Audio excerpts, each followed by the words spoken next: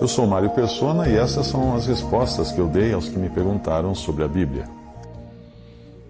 Você escreveu perguntando se o arrebatamento da igreja será um evento audível e visível no mundo. O autor do artigo que você enviou, perguntando a respeito o que eu achava, ele mistura passagens que são dirigidas apenas à igreja com outras passagens que são dirigidas ao remanescente judeu, que se converterá depois do arrebatamento. Ele também utiliza de um artifício muito comum, que é fazer uma suposição e depois construir o seu argumento sobre a suposição, que pode não ser verdade.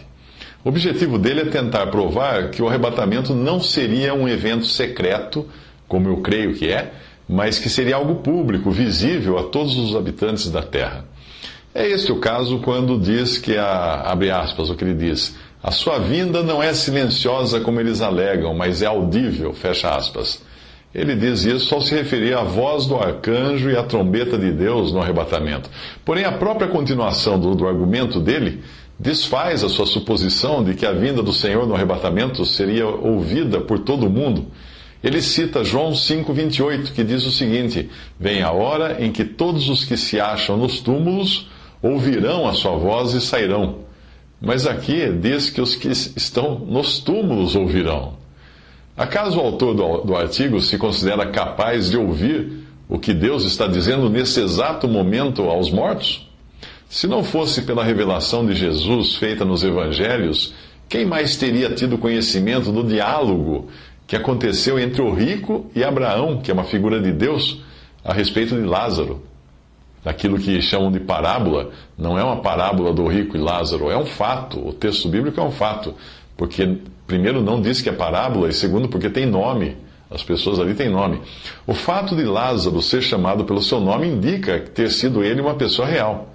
Afirmar que, pelo fato de existir no arrebatamento uma trombeta que vai tocar, que isso significaria então que será um evento audível e público, é desconhecer os princípios mais elementares até da física que rege o mundo material. Os sons só são audíveis para quem eles forem audíveis. Um dilema clássico é o seguinte: existe som na floresta quando uma folha cai e nenhum ser com aparelho auditivo está lá para escutar esse som? Ou existe cor quando não há olhos para identificá-la? O que nós conhecemos por som e por cor nada mais é do que uma interpretação gerada por nossos sentidos das vibrações em diferentes escalas do espectro. Se eu soar um apito para chamar cães, só os cães escutarão. O autor do artigo continua dizendo que a segunda vinda, abre aspas, a segunda vinda não será apenas audível e por isso contraditória à teoria do arrebatamento silencioso, como não será também em segredo, porém visível e pública. Em Apocalipse 1,7 a Bíblia diz, eis que vem com as nuvens e todo olho o verá, até quantos o traspassaram.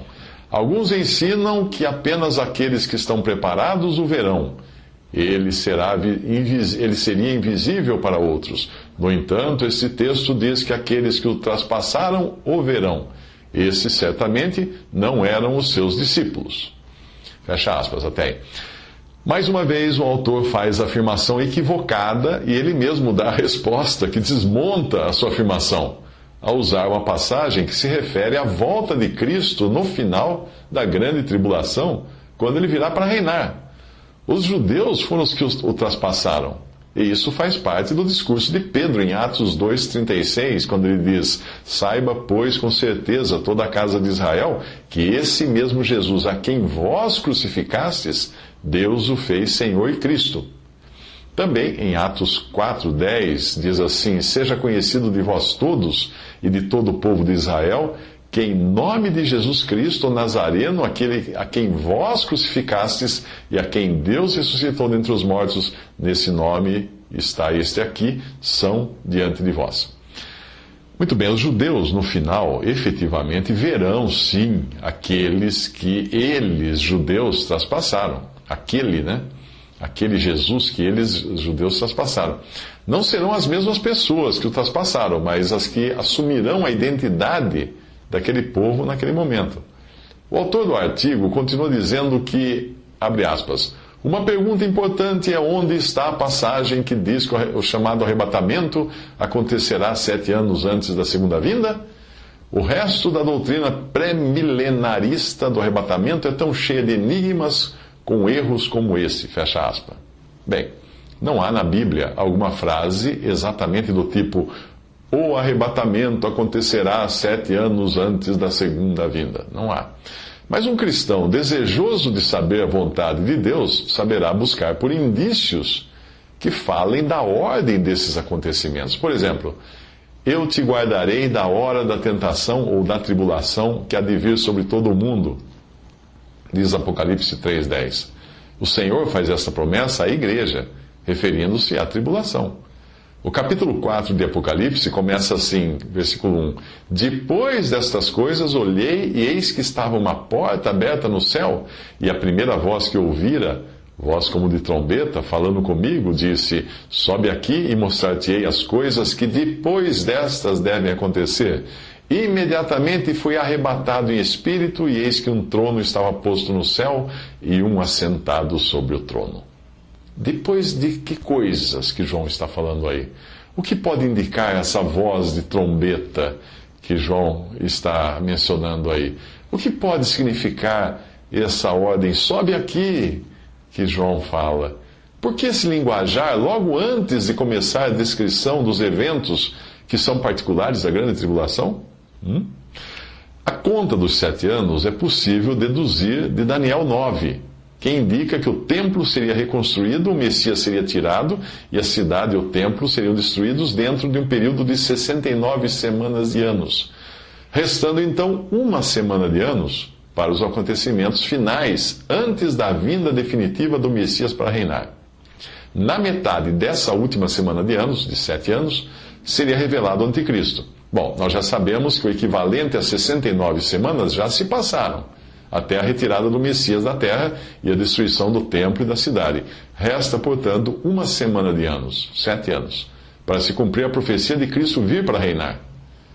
O autor do artigo confunde o arrebatamento com a segunda vinda de Cristo. Portanto, eu vou colar aqui um texto que traduzido no livro Acontecimentos Proféticos de Bruce Anstey, que ajuda a mostrar a diferença entre os dois eventos. Ele diz o seguinte: é de extrema importância entender a distinção que existe nas Escrituras entre o arrebatamento e a vinda de Cristo. O arrebatamento não deve ser confundido com a vinda de Cristo. Embora o Senhor venha do céu em ambas as ocasiões, o arrebatamento e a vinda de Cristo são eventos que claramente diferem um do outro. Arrebatamento é quando o Senhor vem para os seus santos. João 14, 2-3. Vinda de Cristo é quando ele vem com os seus santos, que foram arrebatados à glória no arrebatamento. Judas 14 e Lucas 14, versículo 5. Arrebatamento pode acontecer a qualquer momento. A vinda de Jesus, de Cristo, não acontecerá até cerca de 7 anos após o arrebatamento. No arrebatamento, o Senhor vem secretamente, num piscar de olhos, como fala 1 Coríntios 15, 52. Em sua vinda, ele vem publicamente, e todo olho o verá, como fala Apocalipse 1, 7. No arrebatamento, ele vem para libertar a igreja. 1 Tessalonicenses 1,10. Na sua vinda, ele vem para libertar Israel. Salmo 6, de 1-4. No arrebatamento, ele vem nos ares para a sua igreja, pois é o seu povo celestial. 1 Tessalonicenses 4, 15-18. Em sua vinda, ele volta à terra, ao local chamado Monte das Oliveiras, para Israel, que é o seu povo terrenal. Zacarias 14, de 4-5. No arrebatamento é o próprio Senhor quem reúne os seus santos. 1 Tessalonicenses 4, de 15-18 e 2 Tessalonicenses 2, versículo 1. Em sua vinda, ele envia os seus anjos para reunir os eleitos de Israel. Mateus 24, 30-31. No arrebatamento, ele leva os crentes para fora desse mundo, deixando para trás os ímpios. João 14, de 2-3. Em sua vinda, os ímpios são tirados do mundo para julgamento, e os crentes, aqueles que tiverem se convertido por meio do evangelho do reino, que será pregado durante a tribulação, são aqueles deixados para desfrutar de bênçãos na terra. Mateus 13, 41-43 e Mateus 25, 41. No arrebatamento, ele vem para libertar os seus santos, que é a igreja, da ira vindoura. 1 Tessalonicenses 1,10. Em sua vinda, ele vem para derramar a sua ira. Apocalipse 19:15. No arrebatamento, ele vem como noivo para receber sua noiva, a igreja. Mateus 25, de 6 a 10. Em sua vinda, ele vem como filho do homem, em juízo sobre todos aqueles que o rejeitaram. Mateus 24, 27 a 28.